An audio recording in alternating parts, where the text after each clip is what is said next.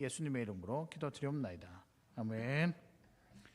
오늘 저와 여러분이 함께 나누실 말씀은 창세기 3장 8절에서부터 15절까지의 말씀입니다. 창세기 3장 8절에서부터 15절까지의 말씀이고 구약 성경 4페이지입니다. 필사 성경은 제가 기록했습니다. 민망합니다. 제가 제 이야기를 하려니까. 여튼 창세기 3장 8절에서부터 15절 우리 한 절씩 저와 여러분이 교독하도록 하겠습니다. 제가 먼저 읽겠습니다. 그들이 그날 바람이 불 때 동산에 거니시는 여호와 하나님의 소리를 듣고 아담과 그의 아내가 여호와 하나님의 낯을 피하여 동산 나무 사이에 숨은지라. 여호와 하나님이 아담을 부르시며 그에게 이르시되 내가 어디 있느냐. 이르되 내가 동산에서 하나님의 소리를 듣고 내가 벗었으므로 두려워하여 숨었나이다. 이르시되 누가 너의 벗었음을 내게 알렸느냐. 내가 내게 먹지 말라 명한 그 나무 열매를 내가 먹었느냐. 아담이 이르되 하나님이 주셔서 나와 함께 있게 하신 여자 그가 그 나무 열매를 내게 주므로 내가 먹었나이다. 여자에게 이르시되 내가 어찌하여 이렇게 하였느냐. 여자가 이르되 뱀이 나를 깨므로 내가 먹었나이다. 여호와 하나님이 뱀에게 이르시되 내가 이렇게 하였으니 내가 모든 가축과 들의 모든 짐승보다 더욱 저주를 받아 배로 다니고 살아있는 동안 흙을 먹을지니라. 내가 너로 여자와 원수가 되게 하고 내 후손도 여자의 후손과 원수가 되게 하리니 여자의 후손은 내 머리를 상하게 할 것이요 너는 그의 발꿈치를 상하게 할 것이니라 하시고. 아멘. 오늘 읽었던 본문 중에서 제일 중요한 구절이 몇 절일까요? 제가 가르쳐 드리겠습니다. 15절입니다. 15절을 제가 학교 다닐 때는 이런 표현으로 배웠는데요. 원시 복음이다. 첫 번째 복음이다. 나중에 제가 한 번 더 언급하겠지만 원복음이다라고 하고 있습니다. 그래서 창조 때부터 죄가 들어오면서 복음이 시작이 되었습니다. 근데 이 복음이 오늘날까지 우리에게 전달되고 있는 거죠. 그래서 오늘 창조 때 이야기지만 우리를 향한 구원 계획이 시작된 그 복음을 우리에게 처음 주신 참 귀한 장면이다라고 할 수 있습니다. 오늘 본문은 어떤 의미에서 볼 때는 위로가 되고 도전이 되기도 하는데요. 그래서 오늘 저와 여러분이 새해 첫 주일에 복음이 주는 은혜는 무엇인가? 이 복음이 그냥 우리한테 주어져서 끝내는 것이 아니라 그 복음의 그 영향력이라고 하죠. 우리의 큰 혜택이라고도 할 수 있는데 그것을 우리가 은혜라고 부릅니다. 그 은혜가 있거든요. 그래서 오늘의 말씀은 복음이 주는 은혜라고 할 수 있습니다. 그래서 오늘 이 말씀을 함께 나눠보았으면 좋겠습니다. 우리가 작년 12월 한 달 동안 혹시 어떤 주제로 말씀을 나누었는지 기억하십니까? 예, 감사합니다. 하나님 나라입니다. 우리가 하나님 나라에 대해서 묵상을 했습니다. 그 이유는 구령의 열정으로 살아가기 위해서입니다. 구령의 열정이라고 하니 이 용어 자체가 조금 어렵기도 하고 잘 모르시는 분들도 있을 것 같아서 구령이란 다른 말 아니라 영혼을 구하는 것입니다. 영혼을 구하는 것을 우리가 이제 한자로 구령이라고 이야기를 하는데 그래서 구령하면 예전에 우리가 좀 나이 드신 분들은 구령에 맞춰서 가라 이런 이야기를 많이 들으셨는데 그거와는 조금 다른 언어로 그러니까 영혼에 대한 한 사람에 대한 구원의 열정, 구원의 마음이 무엇이다? 구령이다. 그래서 제가 작년 12월 하나님 나라를 묵상하면서 그 하나님 나라를 묵상한 이유는 다름 아니라 올 한 해는 구령의 열정으로 다 같이 한번 살아가 보자라고 하는 준비였습니다. 작년 하반기부터인가요? 제가 올 한 해를 우리 성도님들과 함께 2026년을 어떻게 보낼까 생각하다가 구령의 열정이라고 하는 이 영혼을 구원하는 여기에 대한 열정이 이 말이 생각이 났습니다. 여러분 우리가 사람을 소중히 여기는 것도 공동체를 품는 것도 결국에는 한 영혼을 귀하게 여겨 구원받게 함이 아닐까. 뿐만 아니라 한 영혼을 사랑하는 것이 하나님 나라를 확장하는 또 귀한 일이기도 하죠. 그럼 생각해 보면 하나님 나라 확장하는 것, 그 다음에 사람과 공동체라고 하는 우리 교회의 철학, 구령의 열정 사실 다 같은 말이라는 거죠. 같은 맥락이라는 거죠. 그러니까 우리가 결국 살아가야 될 여러 가지 이유 중에 하나는 영혼에 대한 열정, 구령의 열정으로 살아가야 한다는 것입니다. 여러분, 그러기 위해서는 필요한 것들이 있습니다. 그냥 가만히 있는다라고 해서 우리가 구령의 열정을 가지게 되고 구령의 열정으로 살아갈 수 있는가? 가만히 있는다라고 해서 그 마음이 생기지는 않죠. 그럼 어떻게 하면 생길 수 있을까? 그 비결의 첫 번째, 아니 가장 기본적인 우리 신앙생활의 첫 번째인 복음을 듣는 것에서부터 그런 마음이 생긴다는 거죠. 복음을 들었기 때문에 여러분 하나님을 알게 되고 하나님께서 허락하신 구원의 은혜 가운데 누리 살아가고 있고 또한 믿음 생활하고 있는 것이고 뿐만 아니라 복음을 듣는 거기에서부터 우리 구원, 다른 사람의 구원도 생각할 수 있는 마음의 넉넉함도 생겼다는 것이죠. 여러분, 그래서 복음을 매번 듣는 것이 필요합니다. 오늘 들었으면 내일 뭐 해야 될까요? 들어야 되죠. 그 다음에 어제 들었습니다. 오늘 또 들어야 되죠. 여튼 복음에 노출되는 빈도가 많으면 많을수록 우리는 복음과 함께 살아갈 수 있는 삶을 살게 되는 것이죠. 그럴 때 여러분 그 안에서 다른 사람을 향한 그 뜨거운 마음, 사랑하는 마음도 생깁니다. 다시 정리드리면 복음이 무엇인지 확인하는 것에서부터 구령의 열정이 시작된다라는 것이죠. 그런데 우리는 이미 복음을 다 알고 있다라고 생각을 합니다. 근데 여러분 그게 쉬운 일이 아니더라고요. 복음이 삶이 되기까지는 긴 시간도 필요하고 또 어떤 여러 가지 갈등도 있고 과정이 필요하다는 거죠. 그래서 복음을 더 알고 더 깊이 알려고 하는 노력은 정말 우리 신앙생활에 필요한 부분이라고 생각을 합니다. 그런 마음 가운데, 그런 삶 가운데 구령의 열정을 더해 주시는 거죠. 여러분, 구령의 열정은 단순한 상태가 아니라 삶이 되어야 됩니다. 그래서 우리 다시 한 번 더 이 시간 복음에 대해서 점검해 보았으면 좋겠는데요. 여러분, 복음이 무엇일까요? 질문 드립니다. 복음이 무엇일까요? 다 알거든요. 무슨 말인지 알겠는데 우리 그냥 한번 외쳐보자고요. 복음은 예수 그리스도. 한번 해보실까요? 복음이 무엇입니까? 예수 그리스도. 맞습니다. 이거는 자다가도 눈에 턱 이렇게 질문 드리면 팍 튀어나와야 되는 우리의 고백이기도 하죠. 하나님께서 죄인인 우리를 예수 그리스도를 통해서만 구원하신다는 소식이 무엇이냐? 복음이라는 겁니다. 여러분 아시겠지만 다시 한 번 더 제가 정리를 해서 말씀드리면 주님께서 우리를 위해 이 땅에 오시고 성탄절을 통해서 오셨죠. 그리고 우리 죄를 사하시기 위해서 십자가에 달려 죽으시고 그리고 우리를 회복시키기 위해서 3일 만에 부활하신 그 일이 복음이라는 것입니다. 이 복음이 우리의 믿음이 되고 우리의 신앙 고백이 되고 우리의 생각이 되고 가치관이 되고 삶이 되고 행동이 되고 습관이 된다는 거죠. 그런 의미에서 복음을 매번 아는 것은 참 중요하다고 할 수 있습니다. 근데 이 복음에 대해서 오늘 창세기 3장 15절을 통해서 가장 먼저 선포된 복음, 이 복음이 무엇인가를 설명하고 있습니다. 그래서 이 가장 먼저 복음이 선포된 것이 창조 때 있었던 창세기 3장 15절 말씀입니다. 좀 전에 말씀드렸듯이 이것은 소위 원복음, 원시복음, 첫 번째 복음이라고 하는데요. 이 표현에 보면 여자의 후손은 뱀의 머리를 상하게 할 것이다. 15절에 이 약속을 우리에게 하고 있는데 이 여자의 후손이 누구실까요? 저와 여러분이 알고 있는 예수 그리스도입니다. 장차 오실 예수 그리스도를 가리키고 있는 첫 번째 복음이라는 거죠. 그런데 여러분 우리가 이 사실을 지식으로도 알 수 있지만 또 이 복음이 우리 삶에 들어왔었을 때 주는 은혜가 생각보다 훨씬 더 풍성합니다. 그 은혜가 풍성하고 그 은혜가 너무 좋아서 나도 가지고 있는 것만 해도 너무 감격스럽고 벅찬데 야 이건 나만 가지고 있으면 안 되겠다. 그 복음이 우리에게 주는 은혜 때문에 우리는 다른 사람들에게 복음을 전하려고 하는 열정이 생긴다는 거죠. 맞습니다.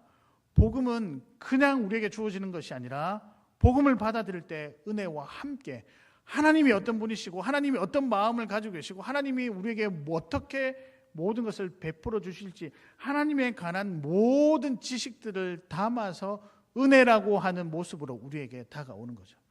그래서 여러분 매번 복음에 노출되면 노출될수록 하나님에 대해서 알아가는 것이고 하나님이 어떤 분인지 감동받게 되어 있습니다. 여러분 매번 노출이 되어야 됩니다. 그래서 오늘 복음 들으셨으면 내일도 뭐 한다? 복음 들으셔야 되죠. 그리고 이게 좀 잘 모르겠다 그러면 삶 공부할 때 복음의 삶을 들으시면 돼요. 왜 외면하십니까? 들으시면 돼요. 그래서 15분 복음을 전할 수 있는 소위 말하는 능력을 갖춰야 되는 거죠. 여러분 그 능력을 갖추는 것이 단순하게 누구에게 전달하기 위한 그런 도구로도 사용되지만 내 안에 복음이 어떤 것이 정리하는 귀한 시간이라고 할 수 있습니다. 맞습니다. 복음에는 은혜가 있습니다. 믿으십니까? 이 은혜가 구원받은 우리들에게는 위로가 될 것이요 아직 복음을 듣지 못한 자에게는 소망이 될 것이라고 저는 확신합니다. 이 복음이 주는 은혜를 새해 첫 주부터 구령의 열정으로 또 그렇게 살아가기를 원하시는 저와 여러분이 듣고 깨닫고 결단하고 감격하는 시간, 오늘 예배 시간, 그런 귀한 시간이 되기를 주님의 이름으로 축복합니다. 자, 그러면 복음이 주는 은혜는 무엇인가 우리 하나씩 살펴보겠습니다. 첫 번째입니다. 항상 먼저 다가오시는 은혜입니다.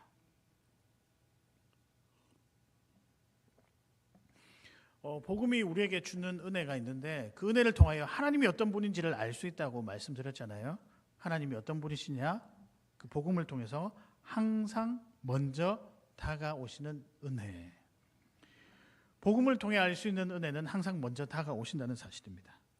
사랑하는 성도 여러분, 우리의 요청보다 훨씬 더 앞서 오신 분이 우리 주 예수 그리스도입니다. 믿으십니까?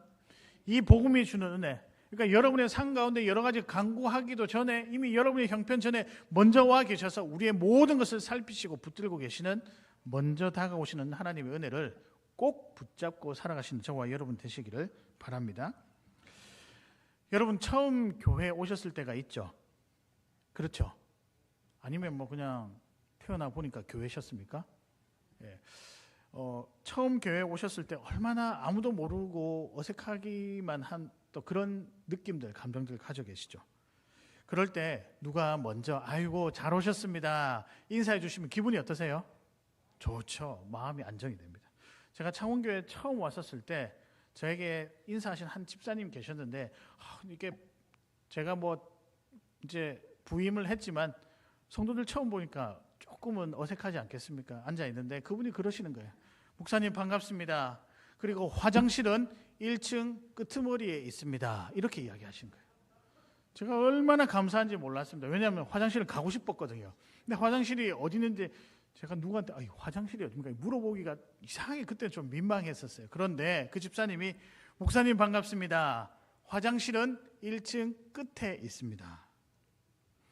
그래서 여러분 어떤 교회 가니까 새가족들에게 제일 처음으로 인사하는 인사 문구를 정해놓았는데 안녕하십니까? 오셔서 반갑습니다. 화장실은 1층 어디에 있습니다. 이게 있더라는 거예요. 실제적으로. 그렇게 인사해 주시고 안내해 주신 집사님이 너무나도 고마웠습니다. 그리고 그분의 그 말 한마디에 제 마음이 이렇게 쑥 녹아내리는 그런 느낌이 있었습니다. 마찬가지입니다. 우리 하나님도 딱 그런 분이세요. 죄 때문에 아무것도 할 수 없는 형편에 그런 상황 가운데 있는 우리에게 우리 하나님은 먼저 찾아오셨습니다. 그리고 다가오셔서 먼저 말할 것이죠. 여러분 이건 은혜죠. 그렇죠? 우리는 사실은 죄 때문에 그 하나님 앞에 나아갈 수도 없고 하나님께 말을 붙일 수도 없고 그만큼의 지혜도 안 되고 그만큼의 지식도 없는 상황이었어요. 그러나 그렇게 힘든 상황 가운데 어려운 상황 가운데 하나님이 복음을 통해 알게 된 사실은 무엇이냐? 먼저 다가오시는 분이시라는 거죠. 제가 오늘 이 장면, 본문 장면에 대해서 좀 말씀을 드리고자 합니다. 창세기 3장은요. 아담과 하와가 동산 중앙에 나무의 열매를 먹음으로 죄를 짓는 장면으로부터 시작이 됩니다. 여러분 잘 아시죠? 선악과, 정식 명칭은 선과 악을 알게 하는 나무의 열매거든요. 여튼 그 나무의 열매를 먹음으로 죄가 시작이 되었습니다. 그들이 죄를 짓고 난다니까 부끄러우니까 몸을 가렸던 거죠. 그때 하나님이 먼저 다가오십니다. 8절에 보면 그날 바람이 불 때 동산에 거니시는 여호와 하나님의 소리를 듣고라는 표현이 나옵니다. 이 거니시는이라고 하는 말은 어떤 습관적이고 계속적인 행동이라는 의미인데 즉 하나님은 타락 전에도 타락 후에도 아담과 계속 교제해 오셨다는 것을 설명할 수 있는 구절이 뭐냐? 건이 신은이라는 거죠. 그런데 어느 시점에 아담이 죄를 지었던 거예요. 사람 마음은 그렇죠. 부끄러우니까 숨어버렸어요. 그럼에도 불구하고 하나님은 늘 하시던 뭐라고 해야 될까요? 그 어떤 습관적인 행동, 때론 우리가 실수했음에도 불구하고 항상 먼저 다가와 주셔서 9절에 보면 여호와 하나님이 아담을 부르시며 이르시되 내가 어디 있느냐 불러 주셨다는 사실입니다. 동산에 먼저 오셔서 찾으시고 부르셨다는 거죠. 아담이 하나님을 찾은 것이 아니라 하나님께서 먼저 아담을 찾으셨다는 거죠. 여러분, 이게 복음이 주는 은혜입니다. 우리 하나님은 어떤 하나님이냐? 오늘 그것으로도 설명할 수 있는데 하나님은 항상 먼저 찾아오시는 분이라는 사실이죠. 여러분, 이 먼저 찾아오시는 것 때문에 우리의 구원이 시작이 되었습니다. 구약에 보면 여러 언약이라고 그러죠. 약속이라고도 하는데요. 아브라함하고 야곱, 다윗 등 많은 믿음의 선조들과 약속을 맺는 장면이 등장합니다. 근데 그 장면을 자세히 보면요. 사람이 하나님 제가 약속을 맺고 싶어요. 제가 지금 여러 가지 불안한데 하나님께서 나에게 다가오셔서 나에게 은혜를 베풀어 주시고 보호해 주시옵소서라고 사람이 먼저 요청한 경우는 단 한 번도 없습니다. 우리의 형편을 아시고 하나님이 먼저 다가오신 거죠. 여러분, 하나님은 저와 여러분의 삶에 특별히 구원의 문제에 있어서 먼저 다가오시는 분이십니다. 믿으십니까? 이게 얼마나 은혜가 되는지 모르는 거예요. 만약에요, 이제껏 우리가 하나님이 먼저 다가오지 않으셨다면 우리는 어디에 있을까요? 교회에 있는 게 아니라 세상에 있겠죠. 제 마음대로 살아가고 있겠죠. 그래서 어떤 학자가 이렇게 표현을 합니다. 만일 하나님께서 먼저 찾아오지 않으셨다면, 오늘 본문을 보고 먼저 찾아오지 않으셨다면 죄인은 영원히 숨어 있었을 것이다. 그렇겠죠. 하나님이 먼저 찾아오지 않으셨는데 우리는 그냥 숨는데 급급했겠죠.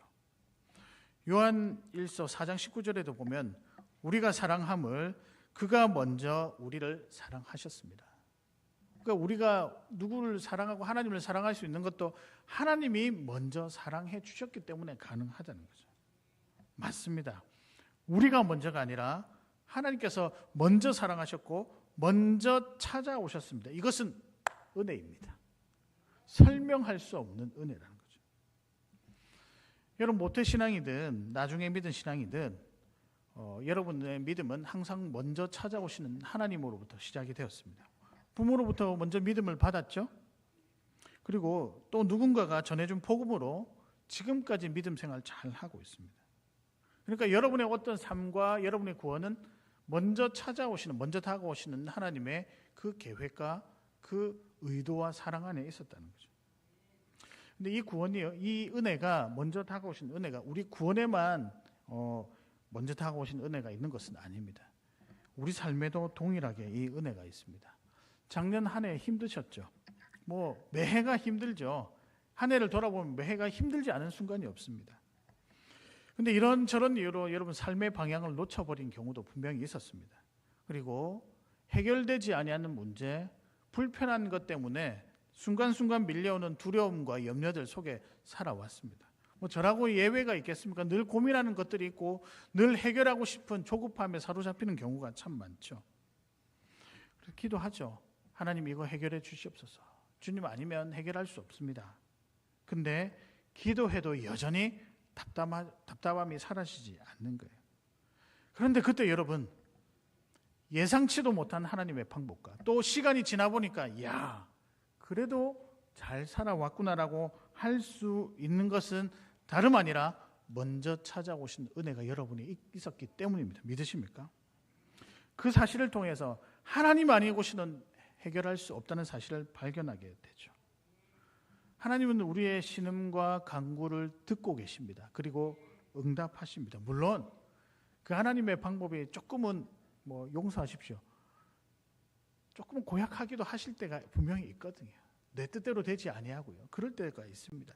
그러나 여러분, 그렇게 오해한 그 하나님의 방법이 가장 정확하고 가장 적절한 타이밍이고 가장 확실한 방법입니다. 믿으십니까? 다름 아니라 이미 여러분의 형편을 아시고 먼저 다가오셔서 그 일들을 능히 이겨낼 수 있도록 준비하고 계셨던 거예요. 그러니까 여러분, 고난이 있었어도 여러분 무너지지 않았잖아요. 힘들어도 여러분 끝까지 쓰러지지 않았잖아요.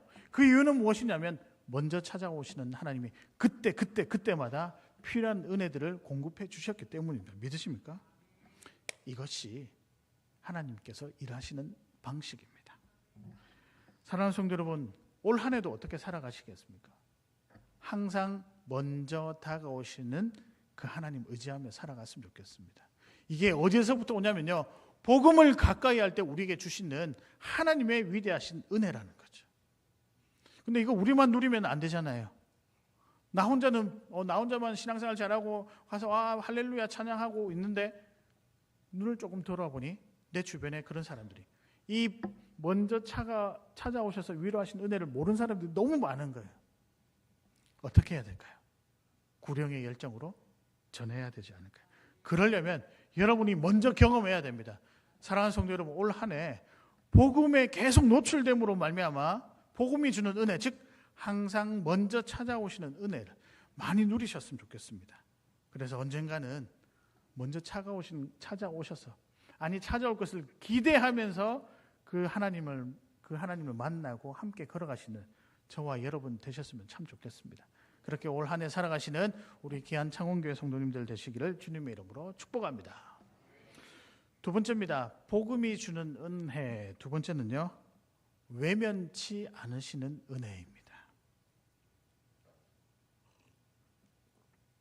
제가 좀 풀어서 말씀드리면 나의 죄와 연약함에도 불구하고 하나님은 저와 여러분을 뭐 하신다? 외면치 않으신다라는 것이죠. 여러분, 우리가 죄를 지었다고 해서 하나님께서 야 너랑 나랑 끝내 버리시는 분 아니십니다. 끝까지 기다리시고 끝까지 책임지시는 분이십니다. 그렇다라고 해서 너무 믿지 마시고요. 그럼 믿는 건 또 교만일 수도 있거든요. 그러나 기다리시는, 외면치 않으시는 하나님 바라보면서 신앙생활 하시는 저와 여러분 되시기를 바랍니다. 아담과 하와의 죄는 굉장히 컸습니다.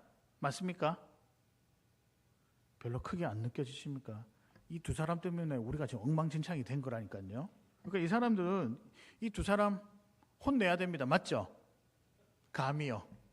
아담과 하와의 죄가 굉장히 컸습니다. 그 죄로 인해 원래 없었던 죽음이라는 것이 우리에게 들어왔죠. 근데 이 죽음이요, 우리 자신도 망가뜨렸지만 우리가 속한 모든 사람들도 망가뜨리고 그 사람들과 맺는 관계도 망가뜨렸습니다. 소위 말하는 정상적으로 살 수 없게 만들었던 거죠. 그래서 그냥 두어서 저주 가운데 살아도 사실 변명의 여지가 없습니다. 죄값을 치러야 되는 건 당연하니까요. 그러니까 이 사람들 실수했으니까 죽도록 내버려 두는 것 맞잖아요. 논리적으로도 맞습니다. 근데 하나님은 그렇게 하지 않으셨다는 거죠. 놔두지 않으시고 외면치 않으셨습니다. 물론 하나님은 공의로우셔서 심판하시지만 결코 죄인을 그대로 놔두지 않으시고 회복의 소망을 주십니다. 그 회복의 소망이 다름 아니라 은혜입니다. 은혜. 그럼에도 불구하고 아담과 하와는 죄를 계속 지은 후에 변명하죠. 10절에 보면 내가 벗었으므로 두려워하여 숨었나이다. 뭐 어디에 숨은지 모르겠지만 여튼 숨으려고 노력을 많이 했다는 거죠.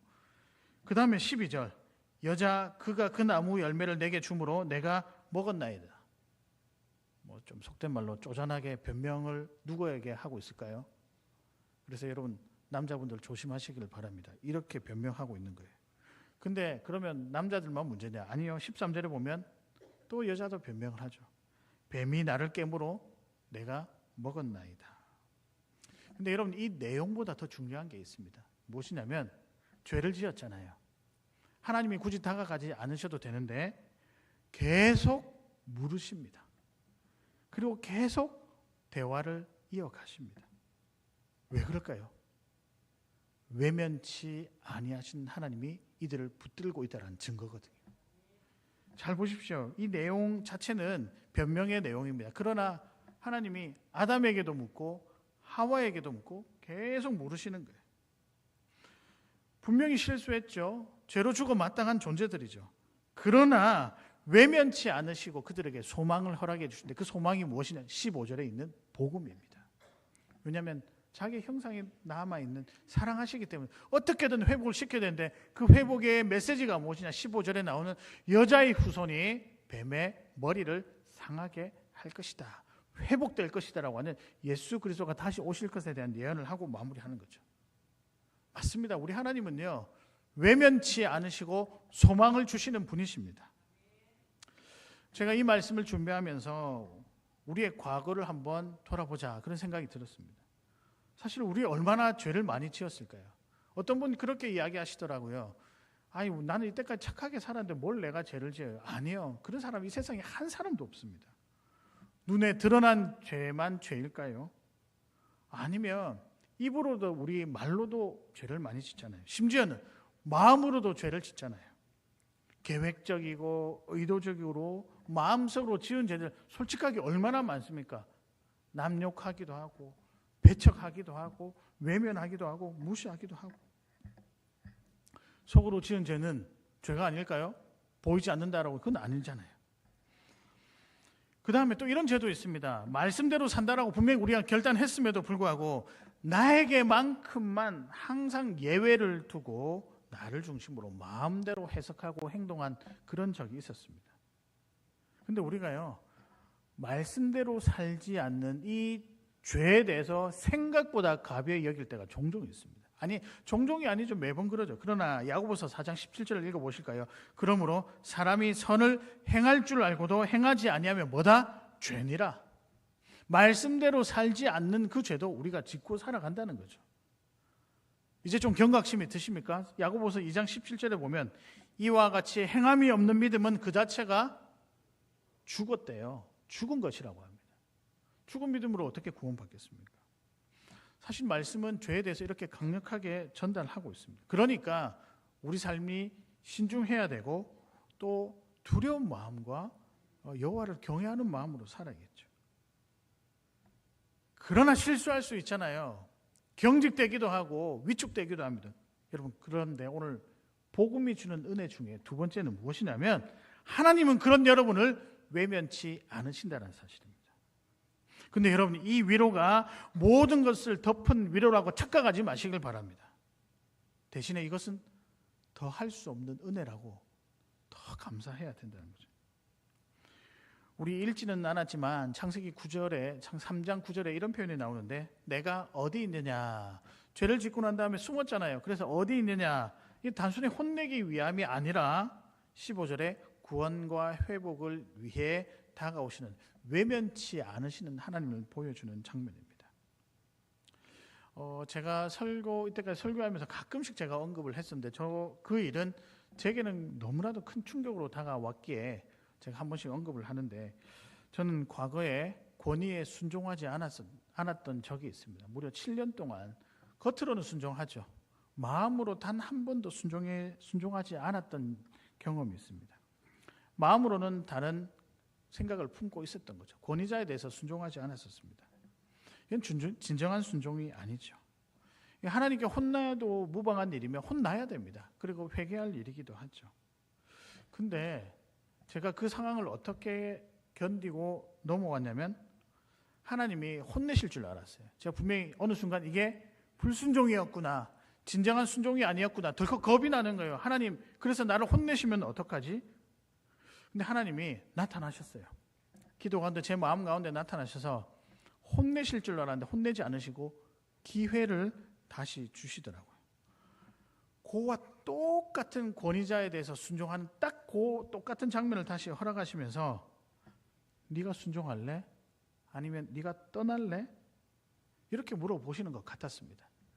제가 겁이 나니까 제가 억지로라도 순종해 보겠습니다 하고 순종했었습니다. 근데 왜 제가 순종했냐면요, 사실 이 질문이 하나님께서 제게 던지신 질문이 순종할래? 아니면 네가 떠날래? 이 질문이 이렇게 들린 것이 아니라 너는 왜 순종이 주는 기쁨을 왜 모르느냐? 그 기쁨 한번 누려볼래? 아니면 그냥 그 기쁨 내려놓고 외면하고 네가 나갈래? 이렇게 물어보시는 거예요. 그렇게 느꼈습니다. 그러니까 제가 궁금했던 거죠. 순종이 주는 기쁨 제대로 한 번도 경험해 보지 못했는데 그 기쁨은 한번 경험해 보고 싶은 거예요. 그래서 제가 입을 딱 닫고 마음을 집중해서 그분께 오직 순종했습니다. 그분의 권위에 순종했습니다. 근데요 여러분, 순종하니까 너무 기쁘고 좋더라고요. 매일매일의 삶이 너무 신이 나더라고요. 사람에게 순종한 것이 아니라 하나님의 말씀에 순종했고 하나님께서 주신 권위에 순종을 한 것이죠. 제가 그러면서 느꼈습니다. 나의 죄를 외면치 않으시고 연약함을 외면치 않으시고 구원을 주시는 하나님의 은혜, 기회를 주시는 분이시구나. 맞습니다. 여러분 실수할 수도 있고 죄를 지을 수도 있죠. 그러나 하나님께서는 여러분에게 외면치 않으시고 기회를 다시 주십니다. 믿으십니까? 작년 한 해 우리가 잘 못 보낼 수도 있어요. 믿음 생활 잘 못했을 수도 있지만 새해를 주신 이유는 여러분의 기회를 다시 주신 것이에요. 그러니까 외면치 않으시는 하나님 바라보시고 시선을 어디에다 고정시켜야 될까요? 하나님께 시선을 고정시키면서 하나님 붙들고 살아가는 은혜가 필요하다는 거죠. 이것이 어디에서 나오냐면 복음에서 나온다는 거죠. 복음에 노출되면 노출될수록 외면치 않으시고 내 삶 가운데 들어와 주셔서 항상 나의 삶의 문제를 같이 고민하시고 같이 해결해 나가시는 위대하신 하나님을 만날 수 있다는 거죠. 사랑하는 성도 여러분, 그 은혜가 2026년 저와 여러분의 삶에 가득했으면 좋겠습니다. 그게 사는 거예요. 그게 제대로 사는 거고 그게 우리가 성도의 인생이라고 할 수 있습니다. 그 인생을 힘차게 살아가시는 저와 여러분 되시기를 주님의 이름으로 축복합니다. 마지막입니다. 복음이 주는 은혜. 마지막은요, 예수 그리스도인데 그 앞에 단어 하나를 붙이면 항상 예수 그리스도입니다. 예수 그리스도, 그분이 우리를 구원하십니다. 믿으십니까? 아니, 이건 좀 크게 해주셔야 되죠. 이건 진리니까요. 예수 그리스도가 우리를 구원해 주십니다. 믿으십니까? 그분이 우리의 구원과 우리의 삶을 완전케 하시는 분이십니다. 그래서 여러분, 복음은 결국 한 이름으로 모아지는데 그것이 예수 그리스도. 예수님 잘 믿으시길 바랍니다. 옆에 분들에게 권면할까요? 누구야? 너무 간지럽나요? 아니면 옆에 은근히 쳐다보시면서 예수님 잘 믿자. 예수님 잘 믿으세요. 한번 인사하도록 하겠습니다. 오늘 서로 귀한 권면을 받았으니 예수님 잘 믿으시는 저와 여러분 되었으면 참 좋겠습니다. 그 예수님의 별명이 있다면요, 별명이 이겁니다. 나를 위한 은혜. 이게 예수님의 별명이 아닌가. 예수님은 나를 위해서 이 땅에 오셨습니다. 맞죠? 나의 죄를 위해서 십자가에 달려 돌아가셨죠. 나의 회복과 온전한 은혜를 위해서 3일 만에 부활하셨습니다. 예수님 아니고서는 나를 향해 이렇게 해주실 분이 이 세상에 아무도 없습니다. 그래서 우리는 새해 꼭두부터 우리가 외쳐야 되는 고백이 있다고 한다면 그것은 예수 그리스도입니다. 창세기 13장 15장에 나오는 그 약속, 여자의 후손이 뱀의 머리를 상하게 할 것이라는 약속. 여러분, 여자의 후손이 뱀의 어디를요? 예, 머리죠. 그럼 뱀의 후손은 여자의 후손의 발꿈치. 여러분, 머리가 상하는 게 막말로 죽을 확률이 높을까요? 아니면은 발꿈치가 상하는 게 죽을 확률이 높을까요? 당연하죠. 근데 예수 그리스도께서 이 땅에 오심으로 죄의 권세를 결정적으로 무너뜨리셨습니다. 믿으십니까? 근데 이 일이 나중에 예수 그리스도를 통해서 확실하게 선포가 되는 거죠. 이게 은혜입니다. 저와 여러분이 예수 그리스도를 알고 있다. 이건 엄청난 은혜죠. 상상을 한번 해보십시오. 만약에 지금 저와 여러분이 예수 그리스도를 몰랐다면 우리는 어디에 있을까요? 오늘같이 추운 날 뭐 놀러를 갔겠죠. 산이며 등산이며 뭐 다 하고 예수님 모른 채 뭐 그다음에 또 약주 한 잔씩 하시고 재미나게 보내셨겠죠. 뭐 한다고 이렇게 시간 내가지고 주일 예배에 와가지고 이렇게 앉아 있으니까 허리도 아프신데. 근데 우리는 그렇게 그걸 기쁨으로 여기고 또 의무로 여기는 이유가 우리가 예수 그리스도를 알기 때문이죠. 그분이 주시는 구원의 감격과 구원의 은혜를 알기 때문이죠. 제가 지난해를 돌아보면서 교회가 무엇인지를 가장 많이 고민하고 묵상했습니다. 아마 성구 영신 예배 때도 제가 말씀을 드렸는데 130주년 되는 해기도 하고 또 130이라고 하는 숫자 제가 만났다라고 말씀을 드렸잖아요. 그러면서 교회 역사를 돌아보고 또 사역자가 어떻게 교회를 섬겨야 될지 참 고민을 많이 한 한 해가 아니었던가 생각이 납니다. 제가 이 숫자가 참 감격스럽긴 한 게 어디 가도 제가 꿀리지가 않습니다. 제가 가도 랭킹 3등 안에는 다 들어가더라고요. 그래서 제가 우리 고신교단은 3등 안에 들어가고도 남죠. 그래서 제가 항상 이야기합니다. 나는 3등 안에 들어가는 교회 목사야. 그러니까 한 20년, 30년 된 교회들은 저한테 말을 못하더라고요. 그 쾌감 아십니까? 대단합니다. 근데 이게 제가 만든 역사는 아니고요. 하나님이 수많은 믿음의 선조들을 통해서 우리 교회에게 믿음의 전통들을 이어져 오게 한 귀한 일들입니다. 근데 제가 이 교회가 무엇인지를 고민하면 고민할수록 딱 하나에 집중이 되더라고요. 그게 예수 그리스도라는 거죠. 교회 사역에 또 교회 어떤 우리가 화려한 외관, 교회 프로그램 이게 집중되는 게 아니고 그 교회 안에 예수 그리스도의 흔적이 있느냐 없느냐, 예수님의 향기가 있느냐 없느냐, 예수님의 편지를 전할 수 있는 능력들을 가지고 있느냐, 열정들을 가지고 있느냐. 교회의 머리 대신 예수 그리스도라는 이 문구가 너무 크게 와닿더라고요. 우리가 살면서 잊어버릴 이름이 있고요, 반드시 꼭 붙잡아야 할 이름이 있는데 저와 여러분의 인생에는 어느 이름을 붙잡고 살아가야 되겠습니까? 다른 건 다 버리셔도 되지만 그것이 여러분의 인생을 보장해 주질 못하거든요. 그러나 예수 그리스도라는 이름은 우리의 인생, 우리의 삶을 보장해 주는 거죠. 여러분, 그래서 신앙생활은요, 믿음 생활은 사실은 예수 그리스도께서 보여주시는 그대로 해야 되는데 목숨 내놓고 해야 되는 거예요. 아니, 목사님 뭘 거창하게 목숨까지 내놓습니까? 아니요, 그분은 우리를 위해서 하나밖에 없는 목숨을 내놓으셨잖아요. 그러니까 믿음 생활은 쉬운 게 아니에요. 목숨 걸고 해야 돼요. 그러니까 자기를 완전히 갈아엎어서 주님이 원하시는 삶으로 가야 되는데 그러다가 죽을 수도 있는 느낌이 들거든요. 근데 그걸 견뎌내는 게 믿음 생활이라는 거예요. 그러니까 쉬운 게 아닙니다. 쉬운 게 아니니까 함께 하고, 그래서 교회 공동체가 필요하고, 또한 함께 예배 드리면서 매번 확인하는 거죠. 우리 주님이 목숨으로 우리에게 다가오셨습니다. 그리고 십자가에서 보여주셨고, 십자가에서 믿음 생활은 이렇게 하는 거다라는 것을 손수 보여주셨습니다. 물론 우리가 감당할 수 있는 자리는 아닙니다. 이 십자가의 자리가요, 감당할 수 없기 때문에 대신 감당하시려고 그분이 십자가에 올라가신 거죠. 그렇다라고 해서 저와 여러분이 함부로 주님이시기 때문에 그 자리에 가셨고 죽으셨다, 주님이시니까 그럴 수밖에 없었다라고 여러분 말해서는 안 된다는 거죠. 자기 목숨 걸고 지켜낸 우리 한 사람 한 사람을 위해 헌신한 그분을 향한 우리의 예의는 아니라고 생각하죠. 그래서 여러분, 은혜가 있으면 헤헤 참 좋네, 참 즐겁네, 이 정도로 우리가 치부할 일이 아니라는 거죠. 예수 그리스도라는 말이 우리에게 은혜가 다가와서는 정말 그거는 목숨 걸고 우리가 그 은혜를 누리려고 바둥바둥거리면서 살아야 된다는 거죠. 예배도 그래야 됩니다.